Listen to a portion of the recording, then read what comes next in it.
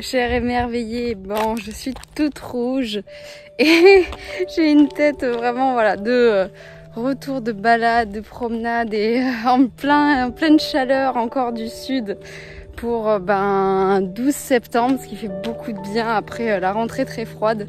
Et j'avais juste envie de vous faire cette courte vidéo simplement pour vous rappeler quelque chose à vous les hypersensibles, mais aussi tous les atypiques, vu que je maxe de plus en plus aussi. Alors désolée, je vais regarder souvent là parce que c'est mon retour caméra, mais je maxe de plus en plus sur le côté haut potentiel émotionnel également.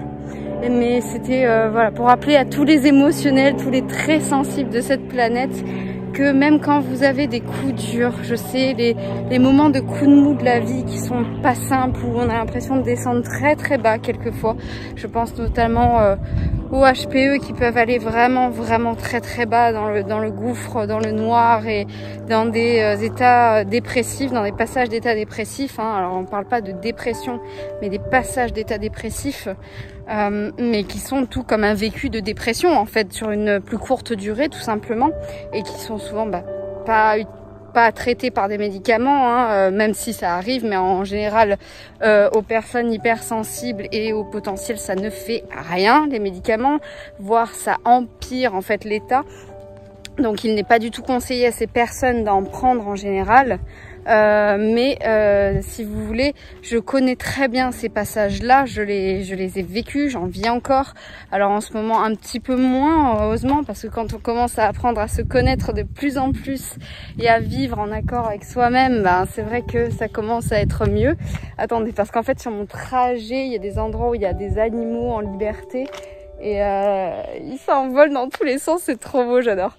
Et donc forcément ces passages-là ils sont très difficiles à vivre et à ressentir. Je les connais que trop bien, je le sais, et je pourrais vous en parler dans tout un podcast ou dans toute une vidéo si cela peut vous faire du bien et vous aider, parce que moi j'aurais aimé aussi que quelqu'un d'autre que moi me dise qu'il vivait ça. Alors j'avais heureusement ma maman, mais c'est pas pareil quand c'est quelqu'un qu'on connaît forcément.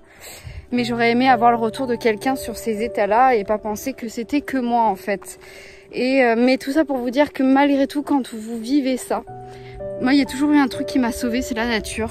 Et là aujourd'hui, je fais ma balade habituelle dans mon village, là où j'ai l'habitude de me balader souvent, et j'ai beau la faire 1000 fois tous les jours, toute la semaine, je m'en lasse pas et je la trouve incroyable cette balade.